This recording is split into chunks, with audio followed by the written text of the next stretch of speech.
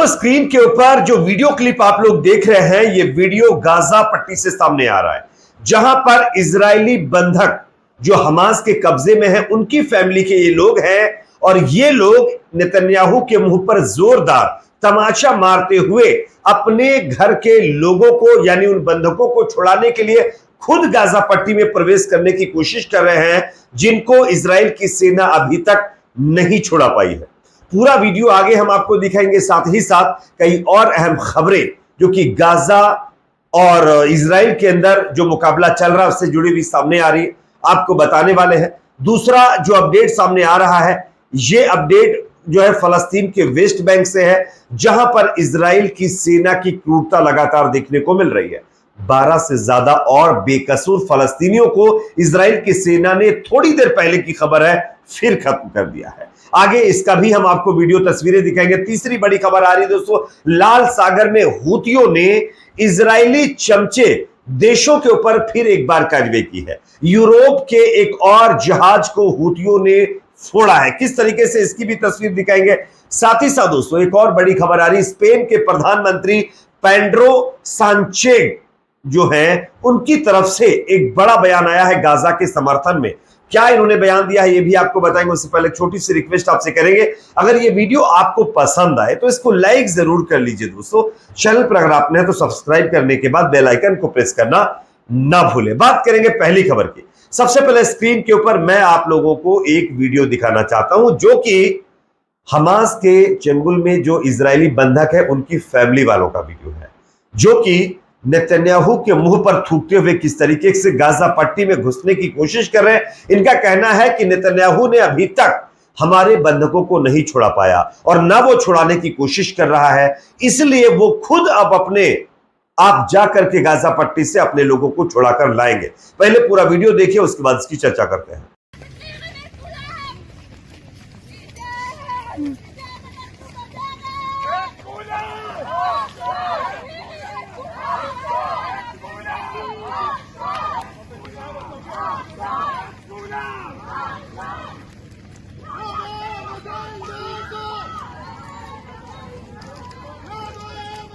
जैसा कि दोस्तों आप लोगों ने वीडियो क्लिप देख लिया है, गाजा पट्टी में बंधक बनाए गए इजरायली बंधकों के परिवार गाजा पट्टी में प्रवेश करते हुए नजर आ रहे हैं।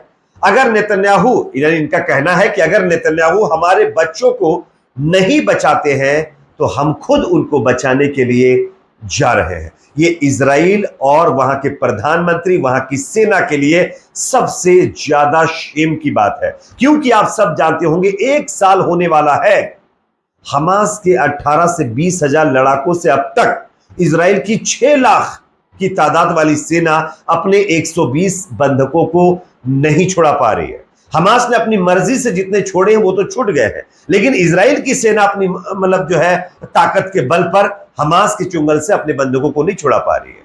जो 2-4 बंधक जो छूटकर बाहर गए हैं, वो बताया जा रहा है कि उनको खुद हमास ने छोड़ा है, वरना इजराइल की सेना के पास अभी तक इतनी ताकत है ही नहीं कि वो हमास के बंधक से हमास के पास से अपने बंधकों को छुड़ा पाए। खैर, ये अपने आप में दर्शाता है कि नेतन्याहू के लिए कितने शर्म की बात है। एक और बड़ी खबर दोस्तों यहां पर सामने आ रही है, जो कि जो है फलस्तीन के वेस्ट बैंक से है।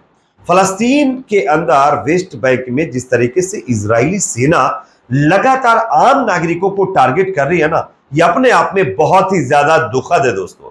गाजा के अंदर तो लोगों को खत्म ही कर रही है, इसमें कोई दो राय नहीं है, लेकिन अब फलस्तीन के अंदर नया फ्रंट इजराइल की सेना खोलने की कोशिश कर रही है।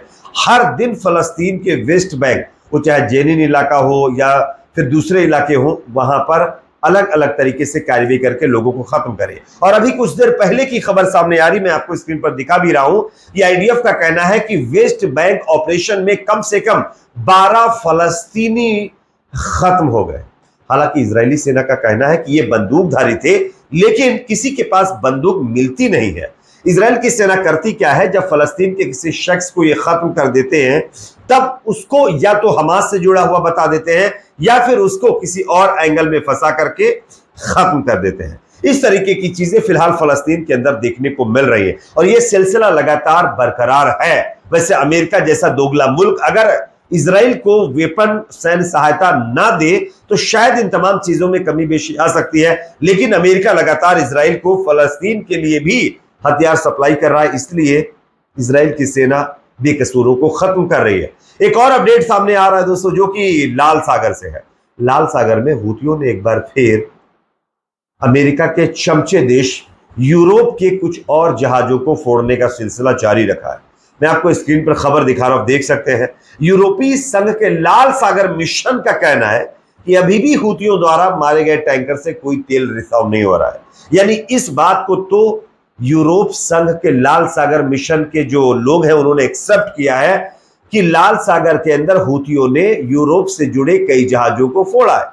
हाँ, यह अलग बात है कि कोई अपने बेटे को काना क्यों कहेगा जब इनके जहाजों को हूती लगातार फोड़ रहे हैं, तो ये कह रहे हैं कि हूतियों के हमले से कोई असर पड़ने वाला नहीं है। अगर असर नहीं पड़ रहा है तो तमाम कंपनियों ने अपने जहाजों को लाल सागर से गुजरना बंद क्यों कर दिया है? क्यों इजराइल को तेल सप्लाई बंद कर रखा है? ये अपने आप में बड़ा सवाल है, लेकिन क्या कह सकते हैं। एक और अपडेट सामने आ रही है दोस्तों। आप सब जानते हैं कि फलस्तीन के अंदर इजराइल की सेना लगातार लोगों के ऊपर जो है जुल्म कर रही है।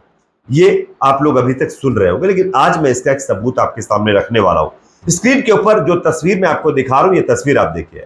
ये तस्वीर दीर गासनेह गांव से फलस्तीनी की है जिसका नाम महमूद बरगौती है, जिसे इजराइल के कब्जे से आज उनकी रिहाई के पहले और बाद की तस्वीरों को दिखाया गया। इनको कई महीनों से इजराइल की सेना अपने जेल में रखे हुई थी बंद करके, और जब जेल में वो नहीं थे उसकी तस्वीर आप देखिए, वो ब्लेजर में नजर आ रहे होंगे। उसके बाद जो ब्लू कलर की टी शर्ट आप देख रहे हैं एडिडास की, वहां पर आप देखिए वो बाद की तस्वीर है। पहले और बाद में कितना फर्क आ चुका है ये तस्वीर आपके सामने है। और इस तस्वीर से एक चीज स्पष्ट होती है कि इजराइल की सेना फलस्तीनियों के ऊपर किस तरीके से जेलों के अंदर भी जुल्म कर रही है। इससे पहले भी फलस्तीनियों के साथ गलत काम करने का आरोप कई इजरायली सैनिकों के ऊपर लगा है, जिनको घरों में नजरबंद किया जा चुका है। लेकिन अब यहां पर एक और तस्वीर सामने आ रही है जिसमें यह स्पष्ट दिख रहा है कि किस तरीके से फलस्तीनी लोगों के साथ गाजा की जेलों में सलूक किया जाता है। उनको पेट भर के खाना नहीं दिया जाता, उनको प्रताड़ना दी जाती है, जिसके चलते या तो वो खत्म हो जाते हैं या उनकी हालत इतनी खराब हो जाती है कि वो बेचारे कुछ ही दिनों के मेहमान रहते हैं। चलिए एक और अपडेट जो कि सामने आ रहा है दोस्तों। स्पेन ने एक बार फिर गाजा के समर्थन में एक बहुत बड़ा बयान दिया है। स्पेन के प्रधानमंत्री पेड्रो साnchez का बयान है, स्क्रीन पर मैं आपको दिखा रहा हूं। उन्होंने कहा है कि अगर हम अंतरराष्ट्रीय कानून की रक्षा के तौर पर यूक्रेन को सपोर्ट करते हैं तो क्या हमें गाजा में भी अंतरराष्ट्रीय कानून की रक्षा नहीं करनी चाहिए? अगर हम यूक्रेन में अंतरराष्ट्रीय कानून की रक्षा कर रहे हैं तो गाजा की भी हमें रक्षा करनी चाहिए। यानी कि स्पेन ने स्पष्ट किया है कि वो इंसानियत के साथ है, और अगर यूक्रेन में रशिया कुछ कर रहा है तो उसके खिलाफ हम बोल रहे हैं, तो हमारा फर्ज बनता है कि गाजा में भी आम लोगों के खिलाफ उसी तरीके का सलूक किया जा रहा है, तो वहां पर भी हमको बोलना चाहिए और अंतरराष्ट्रीय कानूनों की रक्षा करनी चाहिए। और अंतरराष्ट्रीय कानून की रक्षा इजराइल तो कतई नहीं करा, इजराइल तो लगातार उनका उल्लंघन कर रहा है। और ये सब देख करके भी अमेरिका जैसा बड़ा मुल्क अपने मुंह पर टेप लगाकर बैठा हुआ है। इस पर आपकी क्या राय है कमेंट सेक्शन में जरूर बताइए। वीडियो को लाइक शेयर करें, चैनल पर नए तो सब्सक्राइब जरूर।